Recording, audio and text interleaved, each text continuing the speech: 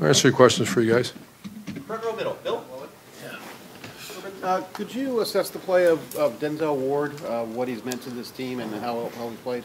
Yeah, long tradition, recent tradition, we're really long tradition of great corners, and I think there's still a lot of gas in that tank between me and you. I think he's still a very good player, but I expect these last 4 or 5 games to be outstanding. He's getting better and better. He's very, very fast. Can you characterize just how fast he is? Elite fast. You know, he's a whatever, I want to say 4.3 guy, and he's once again, we've been very blessed. They're hard to find, man, corners that can run like that. We've had starting with Roby, Eli, you know, Marshawn, Garyon. I'm sorry, third row left. Dan? Urban, J.K. Dobbins wasn't on the field for those 3 touchdown drives in the fourth quarter. He wasn't on the second quarter. Were you any concerns about pass protection and having him in a game situation? No, I don't micromanage that too much. J.K. is one of our best players, and no, not at all. And for kickoffs, is that still a battle between Neuenberger and Havel? Yeah. Who's going to handle that? Yeah. Front row middle. Dave? Your first 5 years here, none of your starting offensive linemen got hurt, at least for an extended period of time. That changed, obviously, this year with Brandon. But it sounds like Demetrius has stepped in. He's been a champion both weeks. Has there been really no drop-off there from Brandon to Demetrius? Yeah, what's happened is the culture, we had a dip. We had some misses in the offensive line room. And as a result, the offensive line performance went down, the culture went down, and Stud's done a very nice job rebuilding it, and the culture is very strong right now. And I think leaders drive the culture, and that leads to increased behavior, which improved behavior, which increases a great performance. And that room is very strong right now. Strongest has been in a couple of years. Demetrius was a big-time recruit. I mean, could he be a guy that could, be like an all-Big Ten type player for you guys, you think? Is he pretty high ceiling? He's starting his 3rd game. Whoa. Let's go beat Iowa. Yeah. But I'm very proud of him. And he's I'm just proud of that culture right now. That's the way that room should be. If you remember back in the day now, that was the best offensive line in America. And it dropped. Third row right. Nick? A lot of times when Ohio State goes on the road, you have a scenario where you oftentimes have as many fans as the home team does. When you get into a stadium like that, does that have any real effect on the game when you guys see that?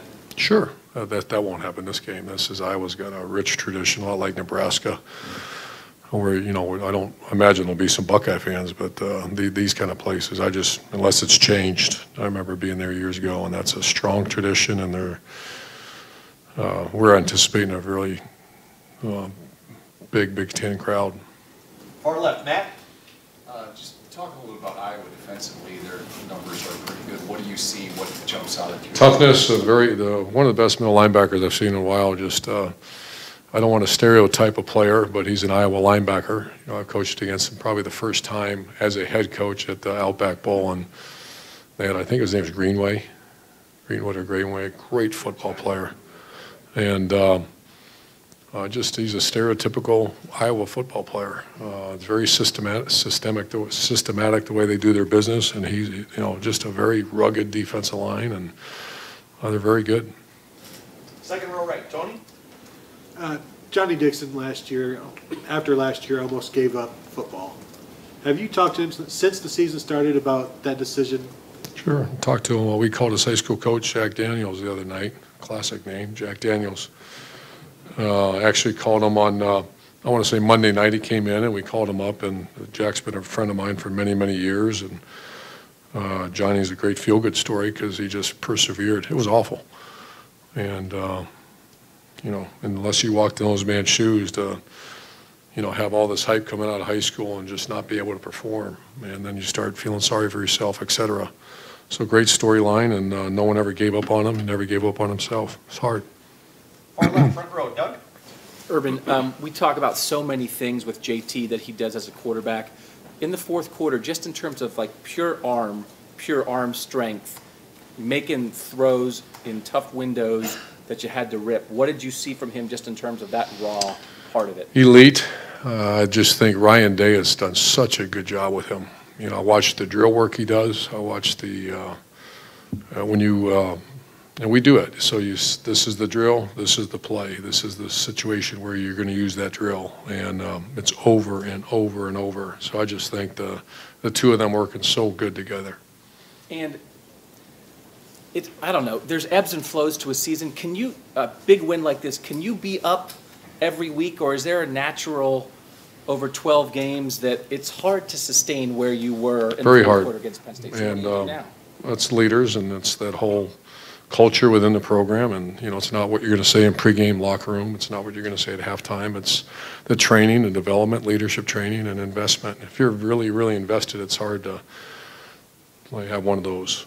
And I'd like to think we're very invested. You're in November, and you're competing for the Big Ten Conference. And last couple of questions, front row right, Tim? Yeah, Urban, number one, is Paris Campbell still questionable? Yes. For this? Yeah, so he probably will not play Saturday? I didn't say that. Oh, okay, and I'm just asking. Questionable. KJ Hill went in for him last week and filled not just the obviously hybrid back, but the return game, et cetera. What did you see out of him from a stepping up standpoint in a big game that buoys you? Yeah, he was tremendous. He's one of our better players. He's really developed, really matured. He's a guy that has ball skills that are 10 out of 10. I know he dropped the ball Saturday, and he's very spatial aware. I mean, he understands football. So he's just a very good player. Yeah. And you were once drafted, baseball draftee, and which would make you probably like an old timer club type guy now. But who do you like in the World Series tonight? I don't know where the hell you're going to go with that. We're playing Iowa. I don't. Do you even know who's playing? Dodgers and Dodgers, Houston. Yeah. Who am I going to pick? I don't know. Final questions. Front row right here, Austin? Urban, is there an amount of penalties in a game that's acceptable to a coach? No. I've never been over the top about, self-inflicted one drives me nuts, but we have a saying around here, 4 to 6, A to B, go as freaking hard as you can. Every once in a while things happen. That's certainly not condoning it, and, it's one penalty is too much, but things happen. Thanks, guys. Great, thank you, Coach. Okay, folks, hang here. We'll